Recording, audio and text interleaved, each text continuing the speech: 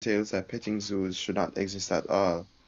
However, the practical point I'm making in this chapter is merely that these are the people you'll meet within veganism. This is the psychological type. As with the followers of Helena Blavatsky, a certain abysmally low level of intelligence is associated with the typology. No matter how many petties there may be, and no matter how many millions of dollars their donations add up to, their discourse about compassion is irrelevant to veganism, as the Buddhist, Jain, and Hindu discourses about karma. If hypothetically we lived in a world where 90% of people adopted a vegan diet because of this doctrine of compassion, that overwhelming majority would remain antithetical to the vegan movement. They would have they would be the real enemies of the vegan movement, even if they were habitually customers at the same restaurants as the anti-pettis vegans. The same would be true hypothetically. 90% of people adopted a vegan diet. If 90, if 90% of people adopted a vegan diet because of a supernatural belief in reincarnation, or in response to a charismatic Christian cult leader, or a revival of the superstitions of Pythagoras, for that matter. The same problems exist within modern Buddhism. Large numbers of people become Buddhists for the wrong reasons and then become the real enemies of the religion. No matter how ostentatiously they may carry out all of the required rituals, and no matter how lovingly or condescendingly they may be treated by the real Buddhists. If if case this sounds too hypothetical for you, let me ask, have you never met a single person who became a Buddhist because of the use of hallucinogenic drugs? For several generations now, the religion has been inhabited by large numbers of drug addicts who seem to be unaware that Buddhism preaches and requires total abstention from mind-altering drugs of any kind. The real Buddhists try to tolerate these people with the hope that they will make the transition from doing the right thing for the wrong reasons to doing the right thing for the right reasons. They never do. You can take a drug addict and wrap him in the religion of sobriety, and he remains a drug addict just the same, even as he bows before a statue and chants sacred words in a foreign language he cannot comprehend. I'll read here. Do you have anything to say about that? Mm, It's just about Buddhism mostly, and Buddhism at the beginning. But no, no. that's fine. Whether from an insider's perspective, seeing right and wrong is ideologically in ideologically defined terms, or from the detached distance of a nihilistic outsider, it is possible to do the right thing for the wrong reasons, and it is entirely possible that the vast majority of people doing anything at all, activists, are following the supposedly rare pattern. When you recruit people into a political movement for the wrong reasons, you undermine the movement simply by working with the wrong people. You create a situation in which the wrong people are doing the right thing for the wrong reasons until one day, inevitably, even that goes wrong. Everything that's been said about the leadership of the Petit hmm? Everything that's been said about the leadership of the Petists in this regard could be repeated for the dietists. The marketing of veganism as a weight loss miracle has simply recruited the wrong people into the movement. No matter how lovingly or condescendingly they are embraced by the real vegans, they are nevertheless working with the wrong motivations toward the wrong ends. They remain the enemies of the movement from within. We should not be surprised by this phony analog to the vegan movement. We should not be surprised that this phony analog to the vegan movement is more popular than the real thing, for all the same reasons that, in California at least, phony Buddhism and phony Hinduism are far more popular than the real thing. Jeez. The problem in brief, the problem is, in brief, idol worship. Veganism is a false idol that unites many in mutually hostile tendencies in the same way that the Buddha statue brings together the traditionalist and the anti-traditionalist with one and the same bow, with one and the same blind faith. Crucially, when worshipped, the statue remains silent. There is a similar kind of silence among financially successful leaders of the vegan movement, like Earthling Ed, etc., as they know that just a few words could turn a significant number of their followers against them and against one another at any time. What type of person crossed the ocean? There's like an echo. Um, Hmm. All right, I'll just continue on. sorry. It's okay. What type of person crossed the ocean from Europe to Sri Lanka in 1880? What type of European learned an Do Asian you still hear? language? Hmm? Do you still hear the echo? No, I don't hear it Okay. anyway. Thank you for fixing that, whatever it was. What Yeah. type of person crossed the ocean from Europe to Sri Lanka in 1880? What type of European learned an Asian language in that era and then undertook projects in archaeology and philology? Good or evil, we have to say that people of extraordinary intelligence and and ambition were the only ones capable of attempting such missions in that historical context. Even if they failed, we would like to imagine that people of extraordinary intelligence and ambition are now becoming vegan, but the opposite is true. Veganism doesn't require intelligence, it doesn't attract intelligent people, and the psychological typology of vegans, as divided into the camps I'm sketching out in this chapter, largely excludes intelligent people. This is due to extrinsic and evanescent factors easily ignored and fundamentally uninteresting, though of real political importance. Culturally, playing chess is associated with intelligence, but any idiot can do it. Indeed, people of low intellectual caliber become chess masters while they're in prison due to the lack of anything better to do.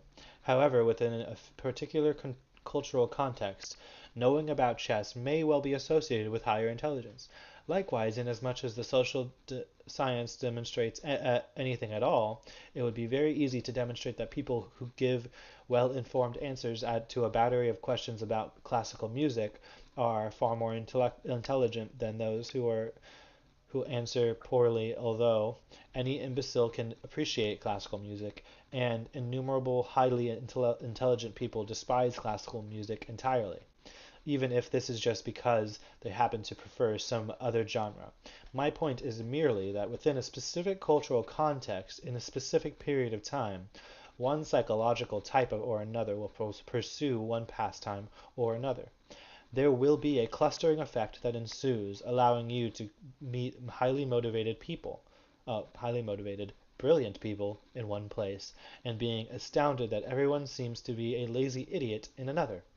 The clustering of talented people at one crossroads and the dearth of them at another is a complex side effect of simple and shallow cultural factors. Do you have anything to? Do you have any thoughts? Do you agree? Do you think that? I Um, mean, I I think think that I'll just read. he's not just saying anything. I don't think he's saying that much controversial right here. Uh, I'll keep reading. So you don't feel like talking about the book?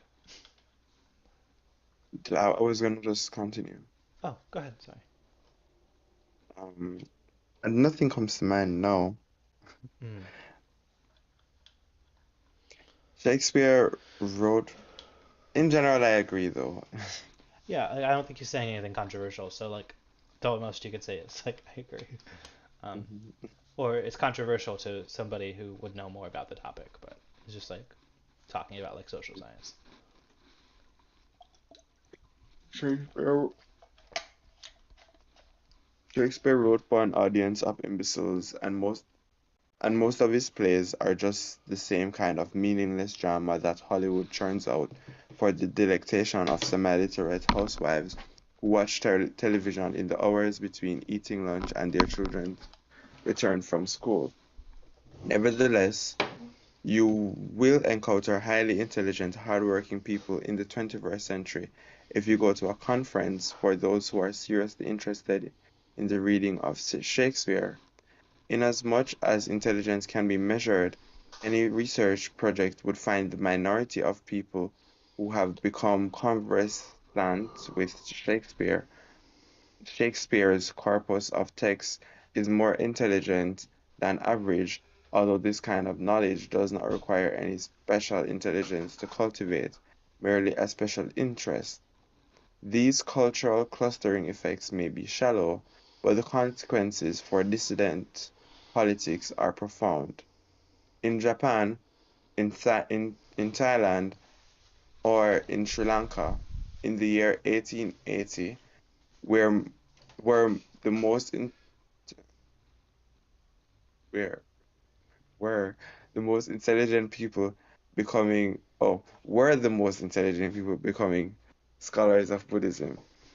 In the year 1980, in all the same places, were the most intelligent people becoming scholars of Buddhism.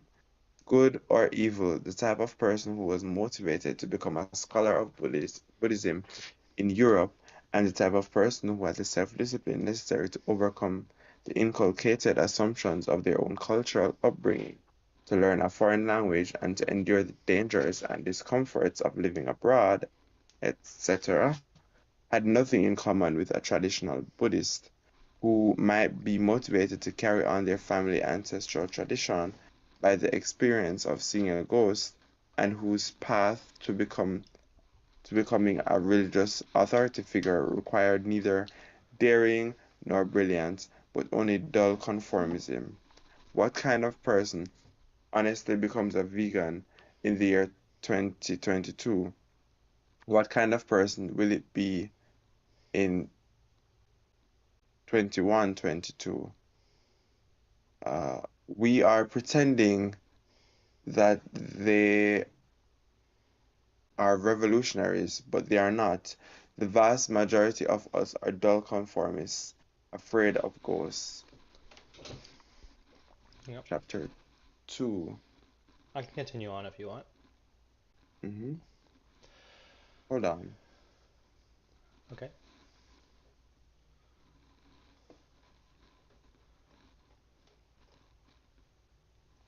You're like highlighting things.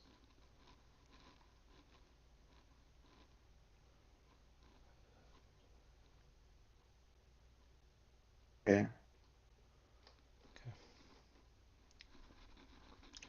There are two types of vegans: those who are forever talking and those who are forever silent. What makes it a political movement is this, and this alone: the silent ones are not silenced by the speakers, but instead pay them to talk. Among the innumerable boring right vegan conferences that I've seen archived on YouTube, there was one recent example that really stuck out in my memory because this audience entirely consisted of people who knew more than the speakers, and yet they were happy to sit in silence, paying to be lectured about things they already know very well by people who are less knowledgeable than they are themselves.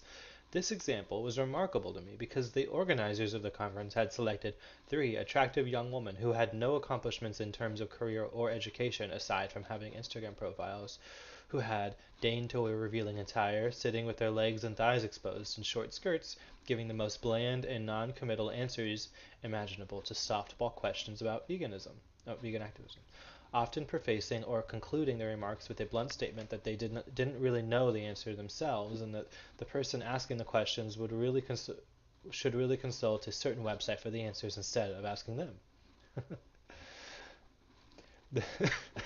Sorry. These events are ex- exclusively attended by die-hard vegan activists, often with decades of experience behind them, and yet they pay money to hear insipid generalizations spoken aloud to them by attractive young people on the stage. They are delighted to hear their own stupid convictions being made to sound even stupider when they are pompously pronounced by aspiring Instagram models who have no expertise in anything aside from the onerous burden entailed by being attractive and young. In this respect, 21st century veganism resembles nothing more than American neo-Nazi movements of our time. The audience is desperate to have an attractive young woman on stage telling them the same things they already told others 100 times before, just so that they don't feel it is only ornery old men who share this belief with them. In this narrow sense, the last 20 years of the vegan movement should be called its fascist period. The economic incentive structure of the movement is this: middle aged and elderly people will pay to have their own biases affirmed through the performances of the beautiful and young. Joey Carbstrong is a perfectly good example. Although he doesn't show much skin, he isn't merely preaching to the choir. He is giving lectures to people who are more intelligent and better informed than he is, about precisely the same issues he is speechifying about. They will pay him for his performance again and again because it makes them feel young and strident and passionate about their convictions. And perhaps there are some prurient interests rooted in unexamined aspects of human sexuality that need not be iterated in full. In the same way that the neo-Nazis are desperate for an attractive young person to give a new voice and a new body to the same talking points they've heard from geriatric cranks 100 times before, the members of the braying audience want to feel, above all else, that my ideals will not die with me. But they will. I'll read this next little section, this next tiny paragraph. The carefully cultivated contempt toward black people that so many Americans have passed on from one generation to the next is dying right now. The pretensions of the animal rights movement are dying too, and that is why there's so much money to be made in immortalizing them. You can go ahead. Mm, uh, Or do you have something to say or something? no, I'll just continue reading. I'm thinking though. Um, Okay. any woman with a nice pair of legs who is willing to wear a short skirt while she's on stage could make a fortune doing exactly the same act in the vegan and neo-Nazi movement. For a male demagogue, the physical requirements are somewhat different, but they're not necessarily more demanding. You need not have a body like John Venus to be the next Joey Carbstrong.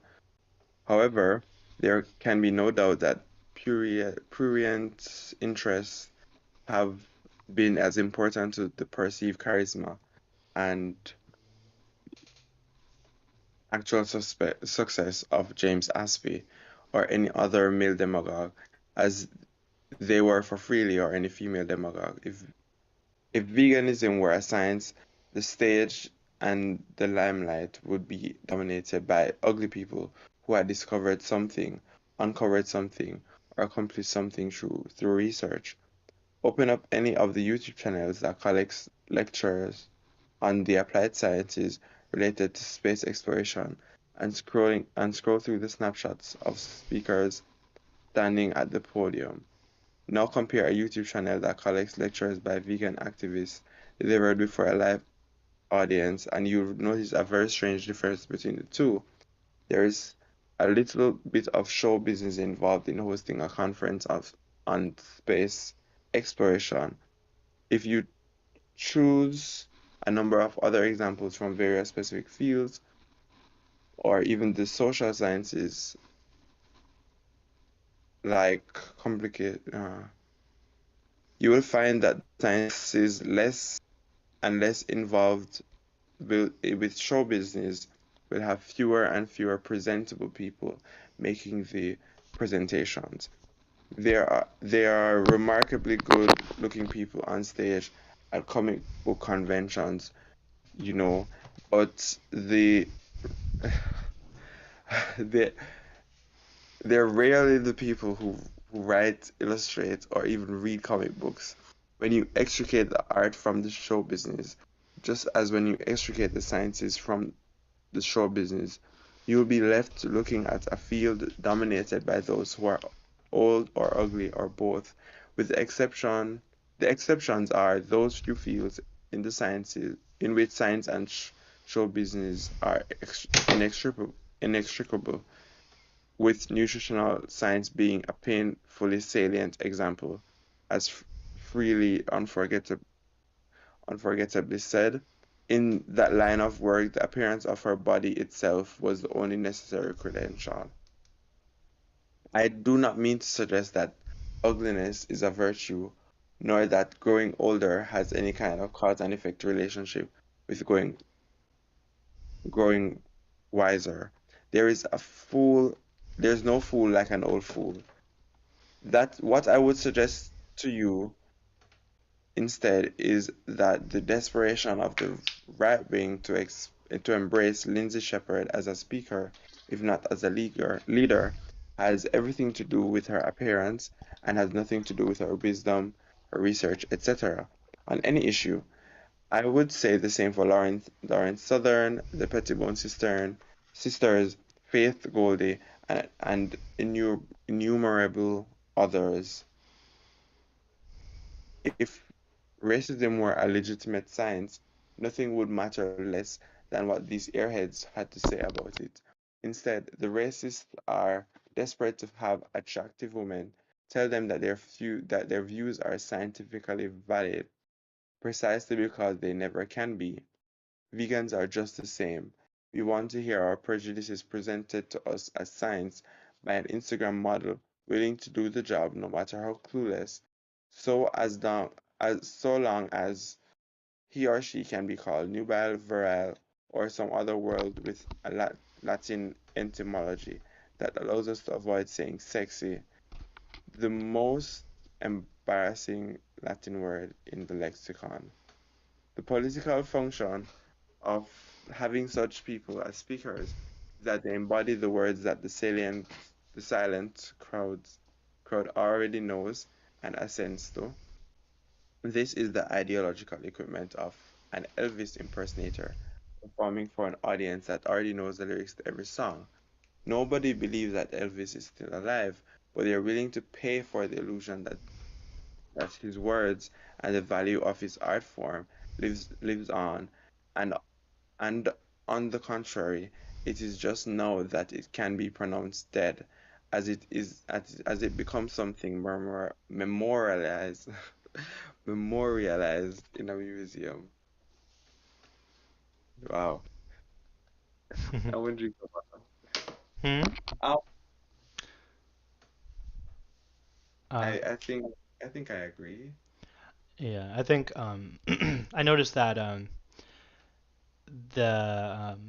yeah, I've been watching a lot of GDC game developer conferences and other sort of presentations, and it often feels like someone else made the PowerPoint, and the there's like a woman standing there trying to talk about all this design lingo of video games, Hmm. and it's it's just kind of um, just silly to me. I don't know. Like I Hmm. had already read this book, and so I kind of know what's happening. But I'm not saying there can't be intelligent, attractive women, but this is like there's a little bit too many of them uh, doing these presentations. Just statistically, I don't know. Uh, but I agree. It's pretty interesting. Um, it's interesting, but it's interesting in a way that like isn't necessarily applicable to you or I's life. Um, Hmm. I did suggest somebody who lives near me read this chapter because he is very big on these vegan conferences. When I mean he knows more than these speakers. I know that. And he refused to read the book. He said that this book is just a rant against veganism and it's it's bad. Um, almost all the videos though, I'm been noticing the videos that pop up in my feed um are basically catered towards vegans already. Like I watch them and I mean I've heard everything already. Um, I've heard every excuse there can be made, and I've heard every argument that can be made. It's absolutely nothing new in me watching these videos, and I've been watching less and less of them lately. Um, and I mean, to be fair, these are the same videos that I found when I was just starting to become vegan. Um, So I can't say they're 100% effective. Most of the audience is vegan already, and it just so happens that a few of us um were willing to listen to different viewpoints, stumble upon these videos, and really think about them and take them in, and then apply them to our own lives. But it still doesn't change the fact that the majority of the audience already agrees. Hmm. Yeah, I don't think um, hosting TED Talk like conferences is especially towards vegans who are like these are supposed to be like these opportunities for people to share their philosophies about like the future of the movement and how we do activism and maybe share their own research and say, well, I figured out that leafleting is bad because I read these 6 articles and I compiled all the numbers that they did and it says that 1 in 10 million go vegan because of a leaflet, and it's like Mhm. yeah, so I don't know Yeah. the exact number. I don't think it's 1 in 10 million. It's probably a little more effective than that. But yeah. Yeah. Did you have anything else to say, or can I continue? No, we can continue. Good.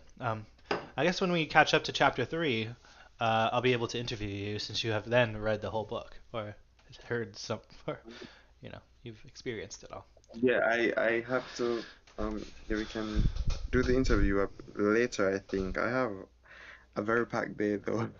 A I day, yeah. know I didn't start it off well, so I mean Hmm. I I I don't know if it's gonna happen today and then tomorrow is a whole event, a whole day event thing. Hmm. Well, we could wake up at like 5 a.m. and do it, and then you can say Okay, yes, yes. because We that can do worked it in so a well last time. Okay. So I'll proceed on. Dead culture is not culture. Museums are where culture goes to die. Just like the indigenous people whom we pretend we remember by setting up a monument or an exhibition in a museum, it is the racism of the recent past that will disappear just as it is being memorialized by the racists themselves. When racism was a powerful part of our living culture, nobody had to make an exhibit out of it, and nobody had to put on an exhibition to define and defend it. In the same way that Hindus didn't make museums about the caste system when it was their way of life, when Jews were quite literally locked into a ghetto, there could not be any museum of anti-Semitism, nor would there be any rallies with demagogues defending the science they use to rationalize their prejudices. Today, there are quite literally museums and guided tours where those ghettos used to be, and inevitably where there are neo-Nazi rallies trying to dispute the version of history taught in those museums. What they are disputing is merely the writing of history. The neo-Nazis are fighting over the funeral assignments for their own ideology, although they imagine themselves to be keeping it alive. So we need to go to an old slaughterhouse that's abandoned and open a museum there. Um, the performances that we pretend to make these things endure will in fact help them to be forgotten. No matter how much the bureaucrats and academics insist that we do these things, so that future generations will remember, the real function of the Museum of Slavery is to declare that slavery can be forgotten. The real function of the Museum of Indigenous People is to excuse the ignorance of everyone outside of the museum and make them feel morally comfortable in the process of forgetting that it is well underway. The real function of the neo-Nazi ideologues and the vegans who now stand on stage in immortalizing their ideals is ensuring that they will be forgotten. In this respect, for the last 20 years, veganism has been in its fascist period, and I am sorry to say that this fascist period has not yet ended. Oh, if you imagine that vegans are intellectually superior to the worshippers of Brittany Pettibone, please allow me to ask, have you forgotten already the meteoric career of Timothy Sheaf? Will historians ever compile a list of the quote unquote VegFest events he stood on stage at? Why, with each lecture he delivered to those selected crowds, do you suppose that there was a single person in the audience who knew less about vegan ethics than he did himself? Without insulting or flattering the intelligence of either side, I must ask, was there a single person in the audience stupider than Timothy Sheaf on any of those occasions? And yet the crowd, in their silence, adored him for saying the very things that they couldn't have said, that they could have said better themselves. And there is no reason for this whatsoever other than the fact that he was young and virile. In plain Latin, he was sexy. I'll read this one last paragraph. Oh, yes, after he ceased to be vegan and violated all the principles of ethics he had preached before, the same silent crowd allowed themselves to see how stupid he had been all along. But what did his illusory leadership qualities consist of before? I don't believe any of the right wingers deceive themselves about the intelligence of Lauren Southern. On the contrary, her admirers don't even consider her well read, and often speculate about who exactly is writing the scripts that she officially performs. But they remain, none the less, her supporters and admirers. Tim Sheaf had so much admiration and support that he called himself the Vegan Prince, and the majority of the vegan movement joined in with the use of the sobriquet. Sobriquet. I Okay, said, yeah, I think sobriquet. Sobriquet. raising him up to rule over us all. When he said that he believed the Earth was flat, excuses were made for him. When he started talking about astral projection, excuses were made for him. Just as the demonstrable idiocy of Lauren Southern does nothing to diminish her status as a demagogue on the right, the idiocy of Tim Sheaf barely put a dent in his reputation within veganism. I don't know who Tim Sheaf is. You don't? Nope. Don't look him up. It's not worth your time. You could, I mean, Not you worth. you have a Alright. pretty good image of who he is from here. It's just this um, idiot who people believed was. I mean, he like was like this pseudo famous person who went vegan, and then the vegans were like, oh my god, he's this famous person who went vegan, and he has a YouTube channel or something. And, we have to show the world that since Tim Schiff can go vegan, too can go vegan. Um, and maybe they were right, but it wasn't exactly an effective form of converting people. So sober quit is a nickname. Mm-hmm. All right. Well, now I know. You can keep reading. I think it's French.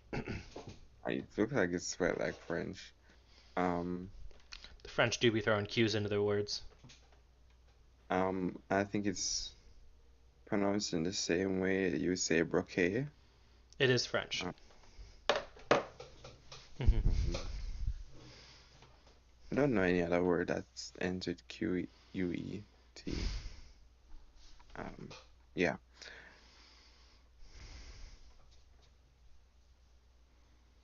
Yeah, maybe people are unconsciously just um like following these people They are. um because they are beautiful and not really realizing that that's the only reason. Well, I think I've seen like one James Aspie video.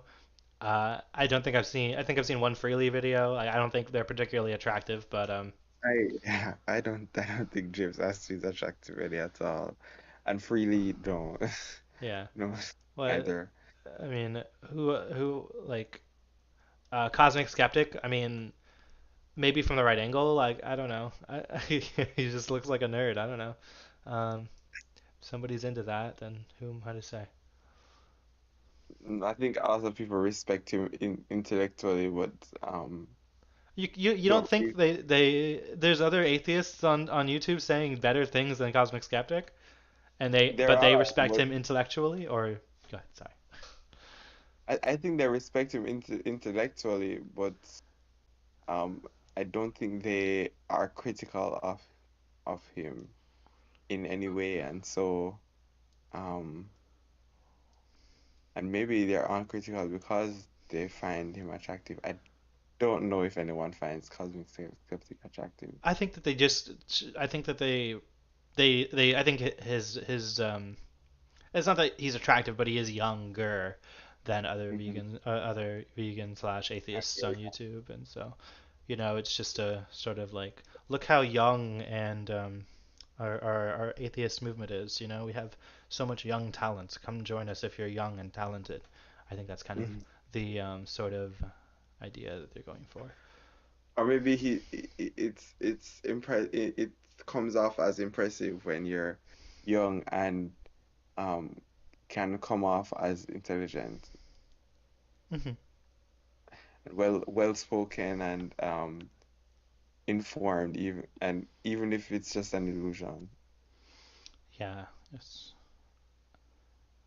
Um, Um, yeah. I think so. Yeah. I think people were like congratulating me. It was this weird sort of. I can speak. Yeah, I can speak about this. I remember when when I started taking over a lot of the responsibilities of the Vet Society I run, the local group. People were like congratulating me. Like a lot of the old people were like so excited about me trying to run some of the bits that the Vet Society needs to run, and and that was even larger when they noticed that like more young people were coming to the events because I was there. Um, I think that they're like a lot of times the Veg Society events were like mostly older people like 30, 40 plus. And then when I started going, the demographic shifted a little bit. Well, not because I was going, but because I was hosting the events and I was like one of the speakers. So, I wasn't just like a silent participant in the crowd. Like imagine if Cosmic Skeptic was just a viewer watching a 50-year-old Cosmic Skeptic. I think Hmm. that's kind of the difference I'm pointing at. Um,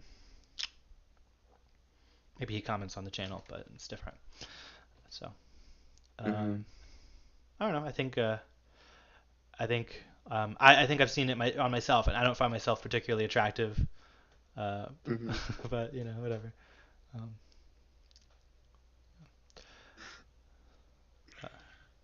uh, Yeah, I'll continue. cool.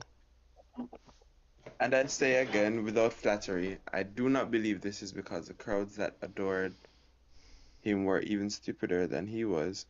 The silent supporters of veganism are in the same position as the silent supporters of neo-Nazi parties. They're generally older, more cynical, and experienced than the performers who are put on stage to represent them. This is a kind of puppet show wherein the suspension of disbelief, uh, involves forgetting who is the puppet, so that even the puppeteers can regard him or her as their leader. Tim Sheaf was the great leader of veganism only in the same pantomime sense in which Lauren Southern is a leader, and by the same token, either one could have been scorned and laughed at as a kind of puppet in any stage of their careers. Do you suppose that the future of Canada involves people at higher and higher levels of education and intelligence participating in higher and higher levels of direct democracy? If Canada is a strange and exotic place to you, dear reader, I must apologize, but it suits my purpose as an example better than any other. Do you suppose the future of veganism involves people at higher and higher levels of education and intelligence participating in higher and higher levels of direct democracy? I do not. Without glorifying the education system of the past in any way, I will say, in the past, Canadians were stupid, ignorant, and poorly educated, but the situation is getting even worse. In the past, we had a sham democracy, but now, likewise, the situation is getting worse. One of the reasons why it is getting worse is simply because it can, individually and sympathetically and systematically. We have the luxury of allowing ourselves to deteriorate. The vast majority of people's has deteriorated. It has deteriorated because nobody needs it to be excellent anymore. This is a personal attack, you know. And the quality of research and writing in the newspapers has deteriorated because nobody needs to read them anymore. These things have become redundant in an era dominated by the computer keyboard and the internet, and nobody cares if their redundancy now erodes the foundations of the deeply flawed democracy we had before, leaving it to fall flat with nothing better planned to replace it. Our semi-democracy or pseudo-democracy has had been dependent on investigative journalism and the profitability of the prepress, prepress to a ludicrous extent. Nobody planned for how the system would work when those cultural and economic assumptions ceased to be true. Incredibly, incredibly few people are well read in Canada because incredibly few people feel that they need to dissimulate being well read. If you can compel millions to pursue the illusion, you'll end up inspiring thousands to pursue the thing itself. In the absence of any pressure to be well read, we have become a nation of complacent dunces. Multiculturalism, in the absence of an education system that truly teaches 40 languages, contrasts 40 different political histories, and debunks a dozen different religious traditions, makes this problem even worse. There was a time where you'd be impressed to meet a taxi driver who was well read and well spoken, but now you're impressed to have a taxi driver who can speak comprehensible English at all. In university classrooms today, the students who are born native speakers of English do not make the slightest effort to seem well spoken or well read, and are drawn into a kind of intellectual lethargy by the unexamined and implicitly racist privilege of finding everything easier than their classmates who are struggling with English as a second language. The standards for high school education were low before, but having half of the students speaking English as their second language results in even lower expectations for everyone. Again, in the absence of a system that can cope with 40 languages or can provide bilingual teachers for each of them, etc. The internal division that creates a multicultural that's the internal division created by multiculturalism and bilingualism, multilingualism, are similar to the divisions within veganism in one respect. They exacerbate the stupidity of each of the solitudes created on either side of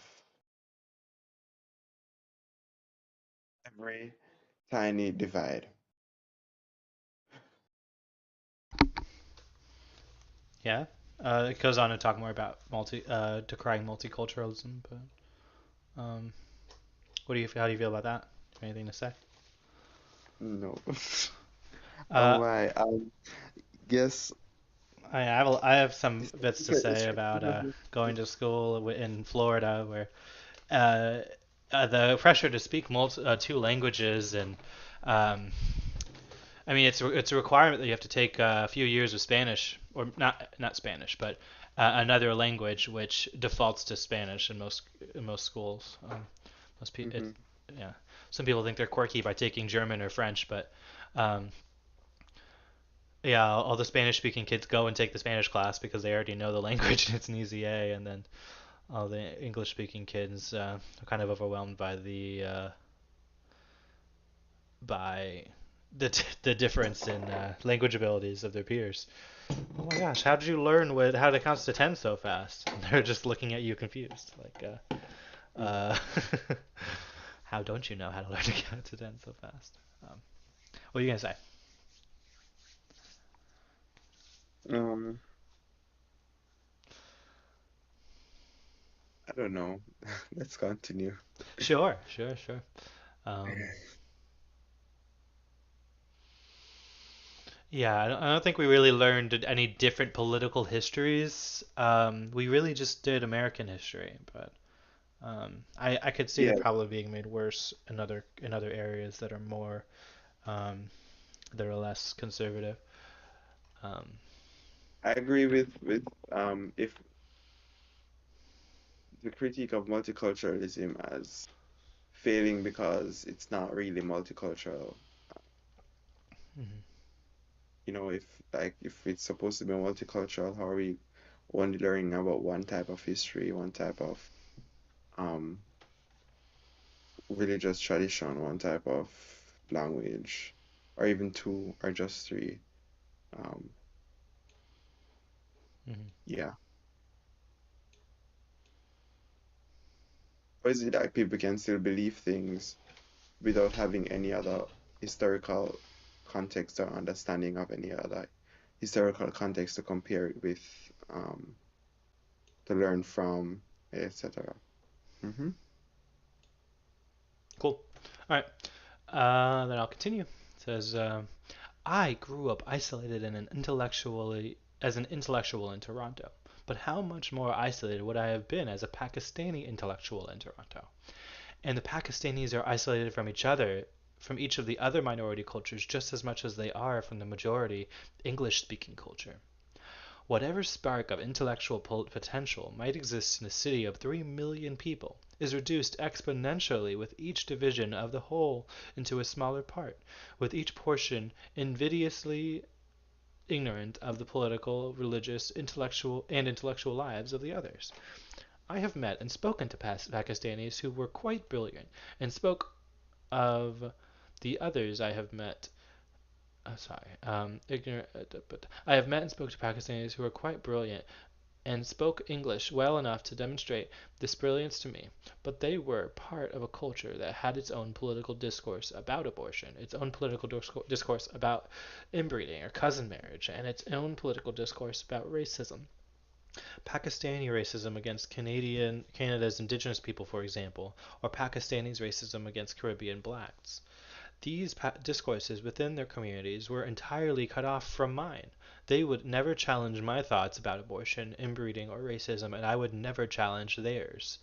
In Toronto, we live in two solitudes, the Pakistanis and I, but there were really dozens of different solitudes. The Pakistanis were estranged from the Koreans, the Russians, and so on, through innumerable combinations. Each could have learned a great deal from the analysis of the other, but instead they learned nothing by ignoring the other, avoiding conflict, and preferring to preen on their own specialness. Veganism thus has all the disadvantage of an intensely racist movement, and all the disadvantages of Canadian multiculturalism as well. We live in 20 different solitudes trying to trump up a sense of togetherness, while each camp despises the other, and regards the most basic articles of faith in the rival creed as evil, immoral, and logically flawed. That we could learn by challenging one another to reach a higher standard, but we don't. The level of education, the level of caliber of intellectual discourse, and the quality of participation in our deeply flawed democracy gets lower and lower. Veganism is the dominion of bimbos. It is the realm of the false promises bought and sold between willing parties, each with a wink and a nod, knowing the exchange to be false, but knowing also that the transaction has a kind of value, created by the audience's participation in being deceived.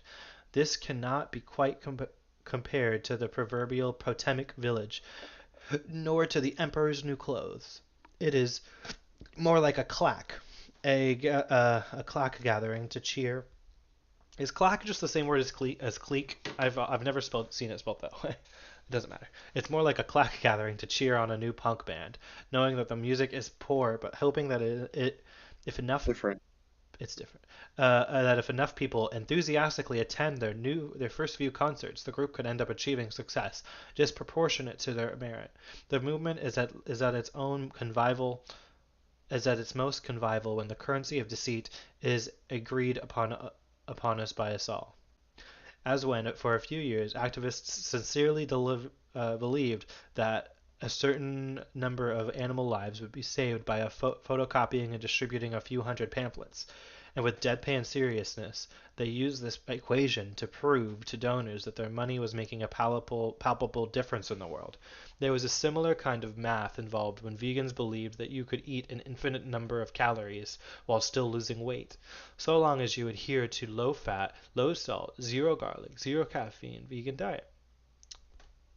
The vast majority of participants who promote the fad knew the numbers couldn't add up, but they were willing to engage in deception for the sake of conviviality that came along with it, and for the remote possibility that the scheme might work. Again, it's like starting the career of a mediocre punk rock band by mustering up false enthusiasm amidst a false audience.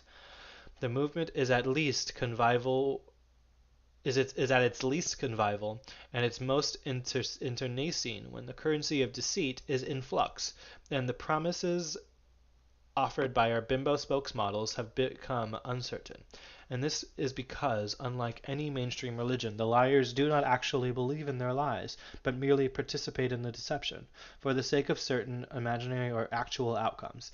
It is a movement entirely populated by simps who support and admire their leaders, precisely because they do not lead, they merely perform like an Elvis impersonator and like a puppet show, in reiterating dead and dying ideals that the audience has no need to hear, and as they already know the lyrics to every song.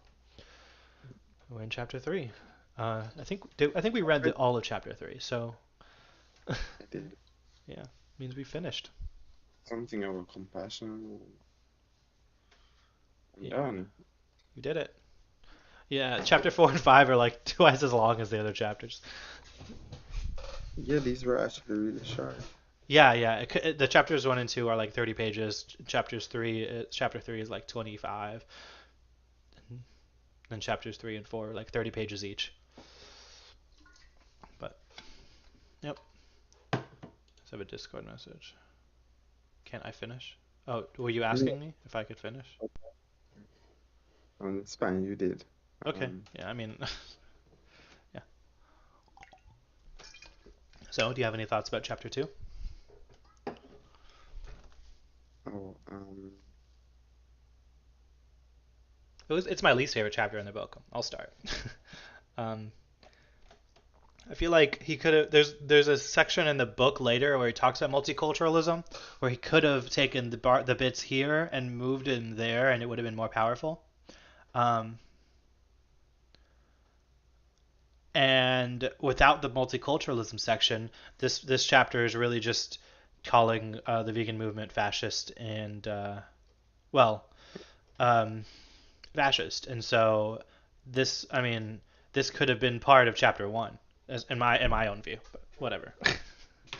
um, I think chapter 1 is good. Chapter 3 is really good. Chapter 4 is really good. Chapter 5 is really good. Chapter 2 is just like kind of feels like an outlier. It's strange. Like, why is it here? But I don't know. I've also read the book like twice, so I'm sure I also read the book a few times too. mhm. So maybe I don't understand something. But maybe he needed to talk about multiculturalism so he could talk about what is he talking about in chapter 3? He talks about oh no, he doesn't. Yeah, he didn't need to talk about multiculturalism. All he talks about in chapter 3 is the beginning. He kind of it's kind of a stark transition too. He says the vegan movement is led by these Right. fake huh. It's kind of an aside, the whole thing about multiculturalism. Hmm. Yeah. Uh, I think I you. guess I'm having a hard time seeing how it connects with the other last chapters that I read because it doesn't really come up much as like a thread. It's like Yeah, well, uh, if you record a YouTube video monologue, the issue you're running into is you have these sort of bubbles of ideas you want to share, and you need to tie them together. But mhm. um, yeah, I don't feel like it connects that well. No. Um, Unlike like chapter 3, 4, and 5 feel like a coherent monologue that like works together. and Mm-hmm. then like chapters 1 and 2 kind of like are here, um, with good bits, but yeah. But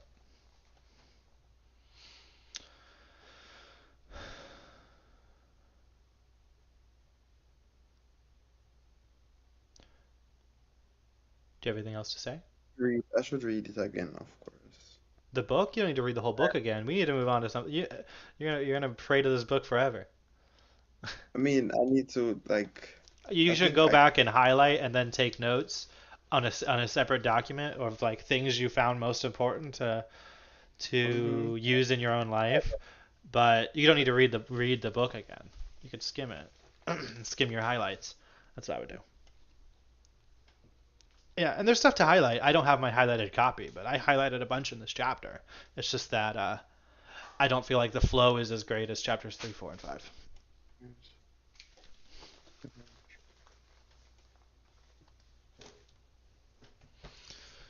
Um,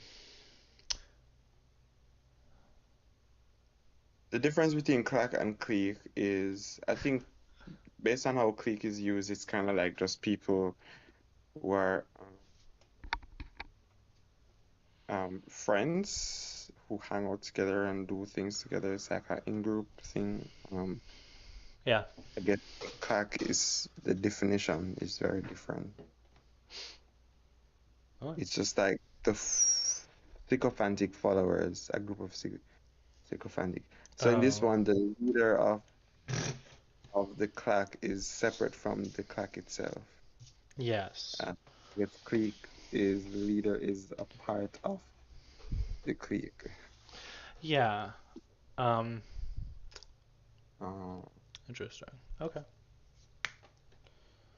I guess might Yeah. be a sit and No, I think click just is I mean, you could say click is like a less insulting way of describing a clack, although a click could be a clack. and but I don't think a clack could be a click. yeah, okay, yeah, No, it's true. I think what I said was made logical sense. It's yes. funny to hear. It's funny to say. Uh, yeah, it's just a category of click, in which as I understand it, the people of the clique are like followers of a certain person, certain speaker, presenter. Um, okay. I'm Uh, just looking through the last part. yeah, I feel like chapter 1 actually connects pretty well with chapter 4. Because he talks a lot about Buddhism in this chapter. If you just like Control F type Buddhism, chapter 1 is like big on Buddhism. Chapter 5 is also big on Buddhism. That's it. Um, I don't know. Whatever. I think it's fine.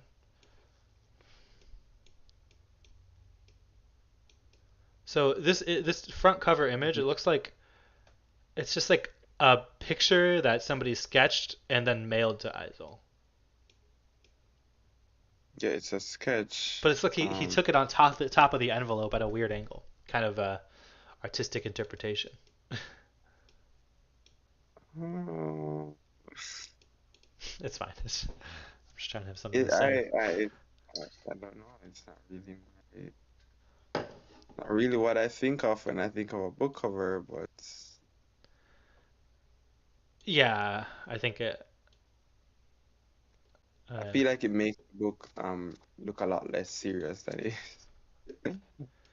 yeah. I mean, he wasn't really like taking I don't think he ever said like, "Hey, I'm taking submissions for my book cover for this book." I think he was just like, "Well, I No, have this picture of me. Let's just plop it on the cover." it's yeah, it looks lazy and it doesn't really. I mean, I don't know how much the image, the sketch of yourself represents the future of an illusion, or really offers any commentary on that. Although the style of the sketch could be interpreted as he kind of looks ghostly and like he's fading away. So Yeah, maybe that's. I think whether everything could come a lot better for a book cover. Oh, let's draw a new book cover for him. We'll say, "Hey man, your book cover looks like trash. Let's give him a new one." I don't know. I think it'd be funny. Well, maybe center the sketch. That could be part of Um, your interview. Let's not save some conversation points. Um, I think what I'm going to do is I'm going to end the stream, and I think I'm going to show everybody the interview questions because they're not really like hard hitting questions. But I want to like make sure that the interview questions are good. Is that okay? Can you kind of like critique my interview questions? mhm. Okay, cool. Then I will stop.